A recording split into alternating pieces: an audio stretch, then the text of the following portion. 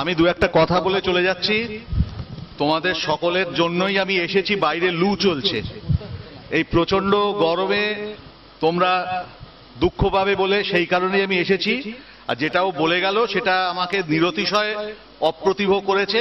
ওইটা ছাড়ো, ওইটা আচ্ছা, একজন প্রখ্যাত গায়ক, তার নাম মাল্যস্মৃতি তো জানবেনই, কারণ আমার থেকে বড়।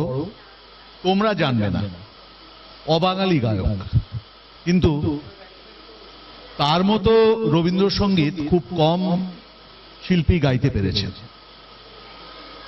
গজল, আধুনিক গান এবং রবীন্দ্রসঙ্গীত তিনটিতেই তার ছিল অসামান্য ব্যুৎপত্তি, এবং তিনি চিত্রাভিনেতাও ছিলেন। নামটা শুনেছ কিনা জানি না, KL সায়গাল।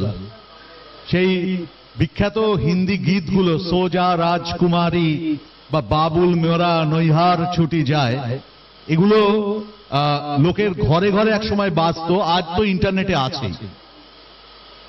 কিন্তু আমার মনে হয় যে উনি যদি এসব কিছু না আগে যে 6টি রবীন্দ্রসঙ্গীত মোট রেকর্ড করেছিলেন, তার মধ্যে একটি হচ্ছে যেটা আমি আজকে গাইব। এভাবে বলা হয়েছে, আর কি করি, পড়েছি মোগলের হাতে, খানা খেতে হবে সাথে। এই একটি গান যদি সারা জীবনে সায়গাল গাইতেন, ওই গানটির জন্যই তিনি কিন্তু বিখ্যাত হয়ে থাকতেন, কেউ তাকে কখনো ভুলতো না।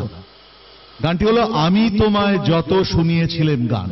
এই গানটার সম্বন্ধে একটা অসাধারণ গল্প আছে, বলে আমি চেষ্টা করব দু চার কলি গাইতে পারি কিনা। গানটা হচ্ছে, আমি তোমায় যত শুনিয়েছিলেন গান, তার বদলে আমি চাইনি কোনো দান। এই তো। একদিন স্টুডিওতে সায়গাল এই গানটা নিয়ে রেওয়াজ করছিলেন হারমোনিয়ামে, কিন্তু গানটা গাইছিলেন আমি আমায় যত শুনিয়েছিলেন গান, তোমায় নয়। তখন ওখানে একজন বোধহয় সঙ্গীত পরিচালক ছিলেন, বোধহয় সাম হরিপদ ভট্টাচার্য, আমি নামটা এক্স্যাক্টলি মনে নেই। তাকে মজা করে সবাই মোটাদা বলে ডাকা। তো ওরে সায়গাল, তুই কি করছিস? এই গানটা তো তুই ভুল গাইছিস।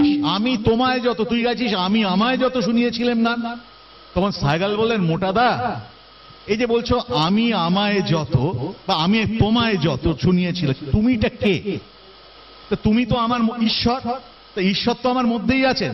তাহলে আমি বলছি আমি আমায় যত শুনিয়েছিলেন গান, তাহলে আমি যদি আমাকে গানটা শোনাতে পারি, তিনি আমার মধ্যেই যখন আছেন, তা তুমি আমি তফাৎ কিছু থাকে কি? শুনে অবাক হয়ে গিয়েছিলেন সেই মোটা